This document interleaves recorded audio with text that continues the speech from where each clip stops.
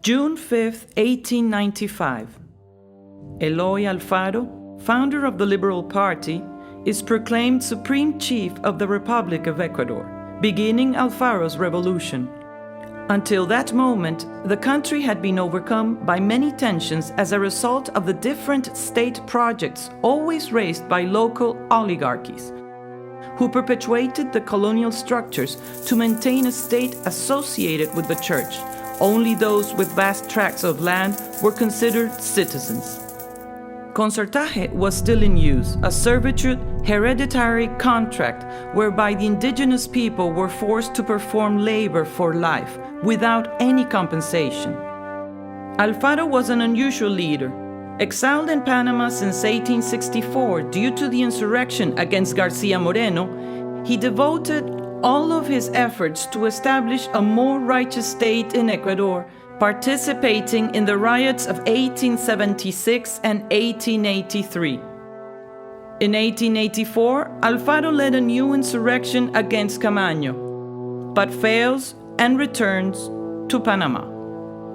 However, on January 3, 1895, after the scandal known as the sale of the flag during the government of President Luis Cordero, Alfaro decides to return to Ecuador, and in June of that same year, he begins the Liberal Revolution, summoning the indigenous people and peasants who were known as montoneros, key for victory.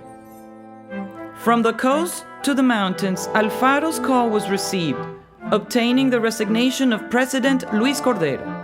Declared supreme leader, Alfaro arrived in Guayaquil on June 19 and immediately prepares the attack against the conservatives entrenched in the mountains, whom the liberals defeated in San Miguel de Chimbo, Gatazo, and El Jirón before arriving in Quito on September 4. Later, on January 12, 1897, in Constituent Assembly, the 11th Constitution is drafted and elects General Alfaro as president.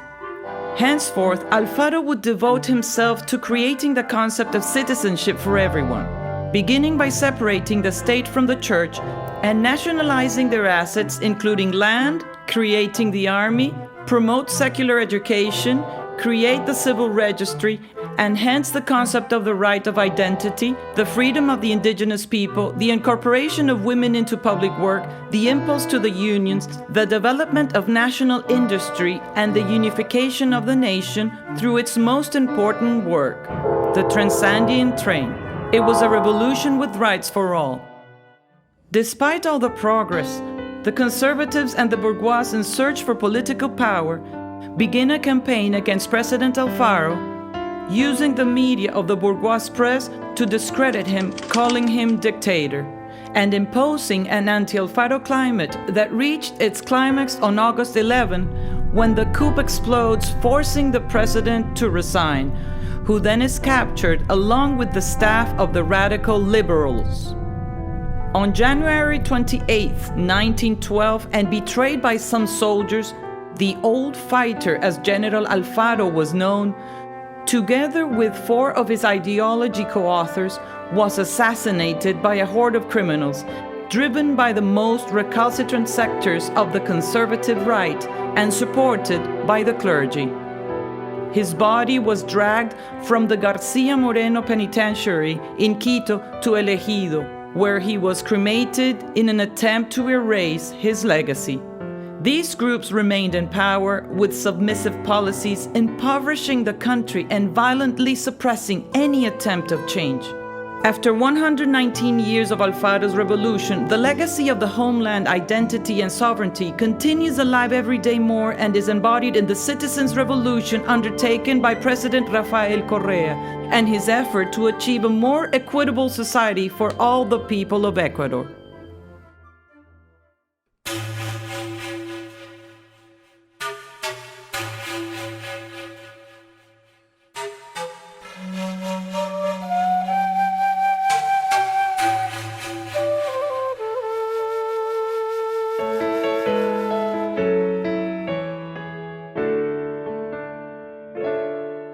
Hay auroras vestidas de horizonte, las fronteras están de par en par. Las montañas contemplan a los hombres desde lo alto con ganas de llorar. Los caídos al fin se han levantado, los cañones se niegan a sonar.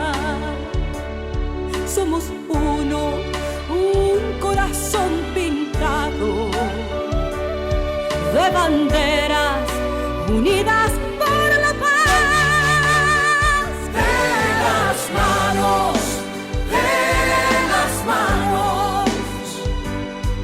hermano latinoamericano. De las manos,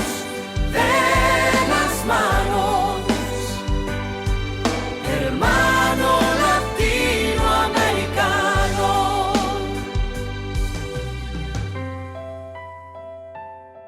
No más ríos de sangre fratricida. Este cielo nos cubre por igual. Es Bolívar, una vela encendida en los Andes, gritando libertad.